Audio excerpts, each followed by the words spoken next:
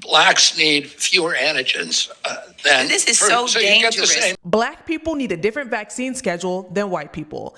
That was RFK Jr., the president's nominee for Health Secretary of the United States. And he said that in his confirmation hearing because, according to him, studies suggested that black people need fewer antigens. He's also claimed that medical professionals shouldn't give black people the same vaccines as white people because, in his words, their immune system is better than ours, meaning, according to the quote, this is what he said, black people have better immune systems than white people. Now, some of you might have looked at this and you might have thought, all right, well, if the science supports that black people react differently to certain vaccines, wouldn't it make sense to adjust the vaccine schedule? Isn't this just in the better interest of the black community? And I think I can understand that reaction, especially if I try to think that you're coming from a neutral perspective. You might assume that he's just making a legitimate scientific argument. But I do think we need to talk about the history behind this kind of rhetoric and why many in the black community immediately saw red flags. So this is not the first time that what I would call pseudoscience has been used to justify treating black people differently in medicine. We've seen this before, actually over and over again. Let's think about Thomas Hamilton and his pain tolerance experiments. Hamilton was a Southern doctor and a slave owner, plantation owner, and he conducted horrific experiments on an enslaved man named John Brown to try to prove that black people had thicker skin and higher tolerance for pain.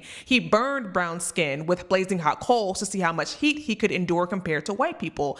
This idea that black people had a higher pain tolerance spread throughout the medical community and contributed to the belief that black people feel less pain, a belief that actually still affects healthcare disparities today. Okay, but let's bring this all back to RFK Jr. and talk about why this matters, because this exact brand of race science, saying black people need different medical treatment, has been used to justify real harm. Because the myth that black people feel less pain led to generations of black patients being denied proper pain medication. The false belief that black people have different immune systems has been used to withhold treatments, neglect care, and justify unethical experiments. So now, when you see RFK Jr. reviving those same narratives in the same vein, you can understand why people are understandably having alarm bells, because at this hearing, he cited studies that, to my knowledge, don't support his claims. And if anyone finds actual scientific backing for what he said, I'm happy to review it, but I haven't seen it. Instead, what I see, in my view, in my opinion, is yet another example of pseudoscience being used to push race-based medical policies. And here's why that's a problem.